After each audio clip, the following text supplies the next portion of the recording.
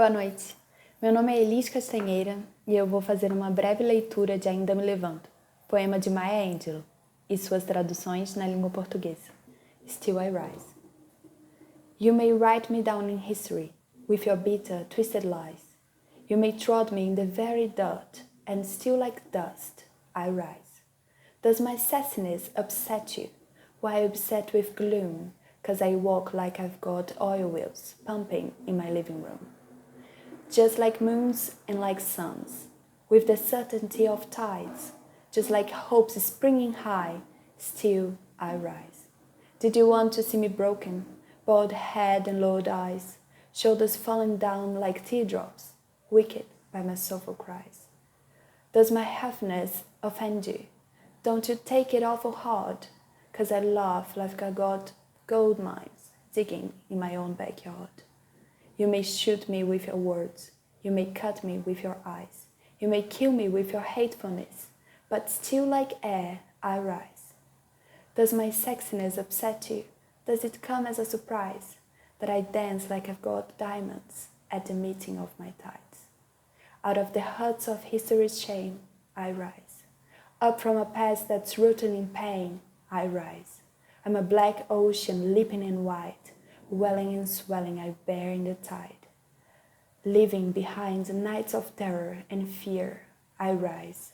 Into a daybreak that's wondrously clear, I rise, bringing the gifts that my ancestors gave. I'm the dream and the hope of the slave. I rise, I rise, I rise.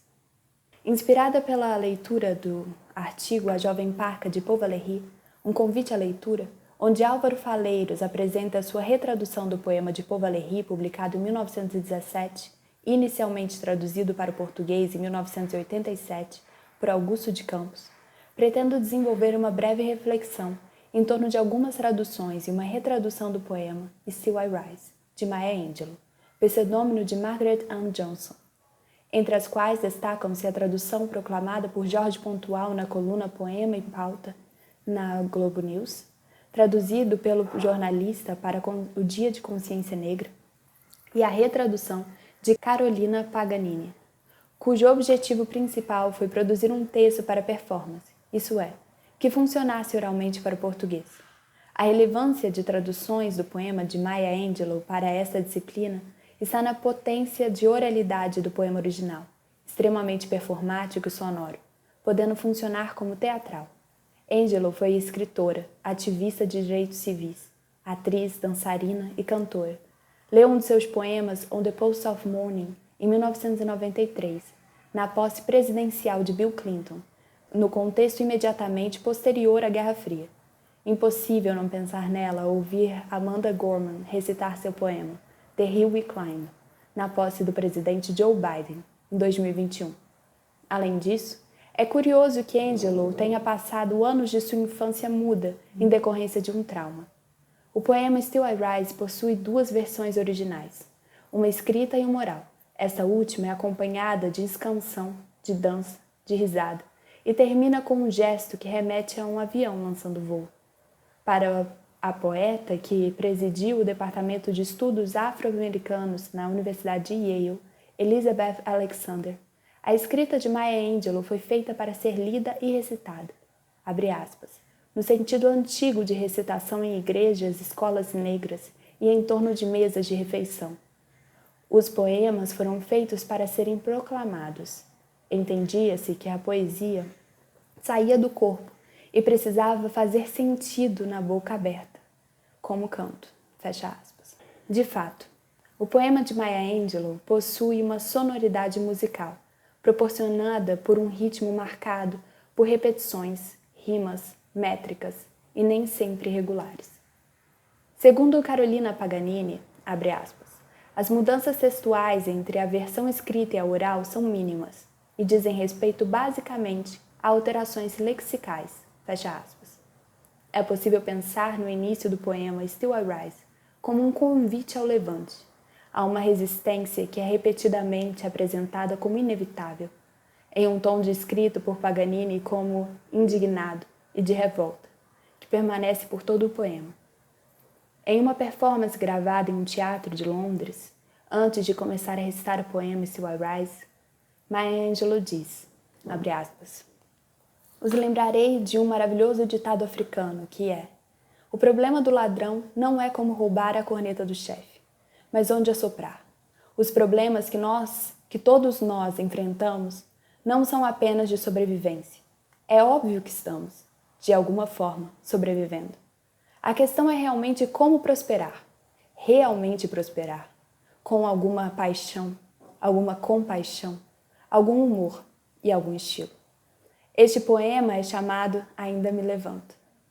Cada pessoa nesse auditório já foi dormir uma noite ou outra, foi para a cama uma noite ou outra com medo de sentir dor ou perda, ou terror, infelicidade, tristeza, insegurança. E ainda assim, cada um de nós acordou, levantou-se, viu o outro ser humano e disse: bom dia, tudo bem? Bem, obrigado, e você? Então, onde quer que seja que isso resida, quer tenha sido na rótula e na curva do cotovelo, ou entre os dentes, onde quer que isso viva, aí encontraremos o nosso nobre, não a nobreza. Penso que se trata de uma palavra pomposa, mas o nobre do espírito humano que cavalgamos. You may write me down in history. Fecha aspas. O primeiro verso do poema em inglês permite duas traduções. Write something down, segundo o dicionário de Cambridge, pode significar to write something on a piece of paper, escrever algo em um pedaço de papel, mas também to show a reduction in the value of an asset, mostrar uma redução no valor de um ativo. Para a tradução do verso You may write me down in history, seria possível levar em consideração a existência de alguma ambiguidade, que ocorre quando as palavras possuem mais de uma definição, caso haja mais de um contexto. Entretanto, para manter o tom indignado do poema, a primeira opção da tradução descrita acima pacificaria o sentido depreciativo da expressão aqui aplicada, ou seja, seria tentar pacificar algo que não pode ser pacificado. Interessante observar o peso esmagador das alternativas que se apresentam ao tradutor. Quando digo isso, estou querendo chamar atenção para a relevância da denúncia que abre o poema, uma reclamação que está no corpo da escrita. Para que tal reivindicação tenha efeito sobre o espectador, não é possível colocá-la em dúvida. O verso Write Me Down, do ponto de vista da autora que se refere ao contexto histórico da escravidão da população negra dos Estados Unidos, não poderia ser lido como inscrever, conforme foi proposta na tradução de Francesca Angiolillo. Você pode me inscrever na história. E na de Valnice Nogueira Galvão. Podes inscrever-me na história.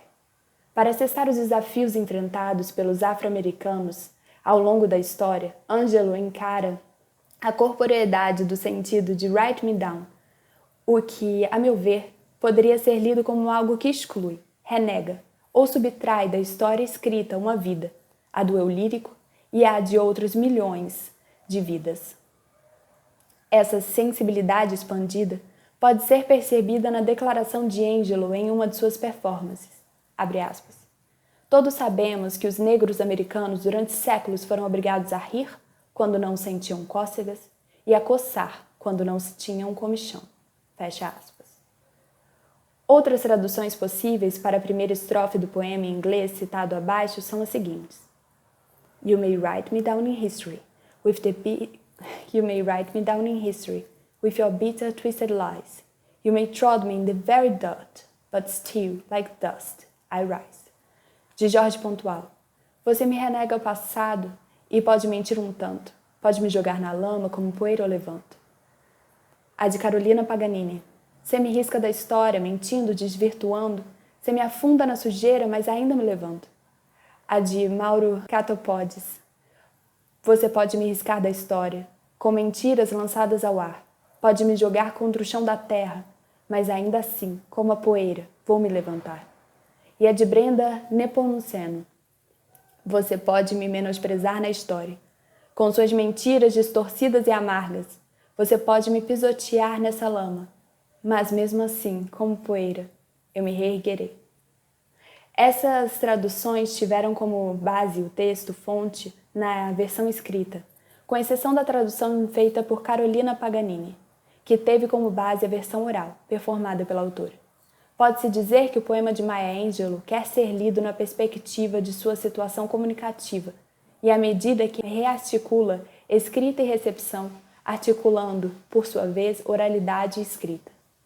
As traduções foram produzidas a partir de escolhas formais diferentes. A tradução de Brenda Nepomuceno, segundo Paganini, é caracterizada por um certo literalismo tradutório.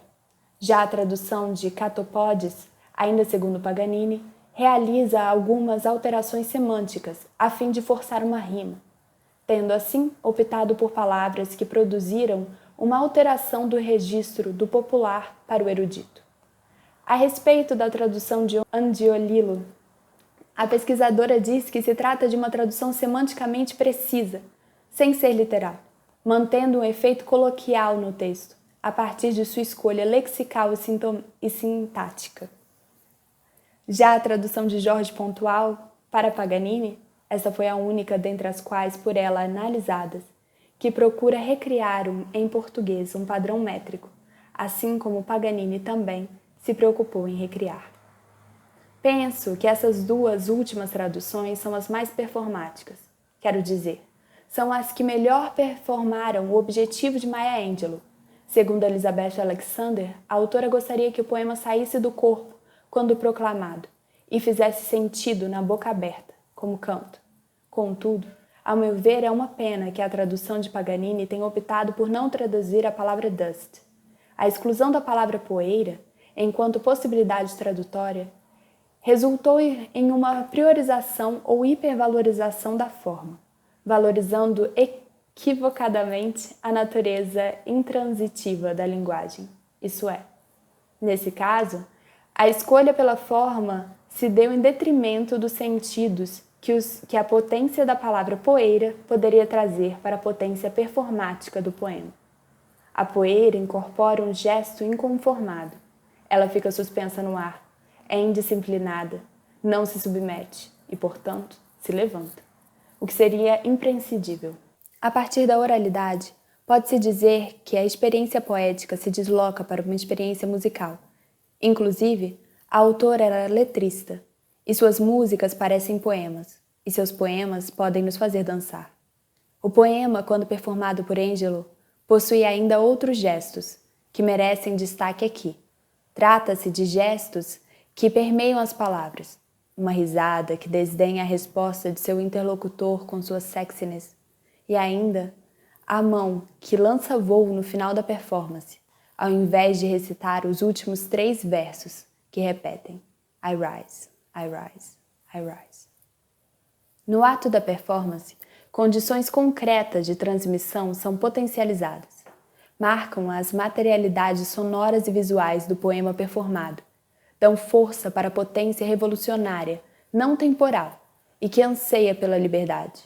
O texto de Maya Angelou emociona, dança e faz dançar, e nos motiva a nos levantar.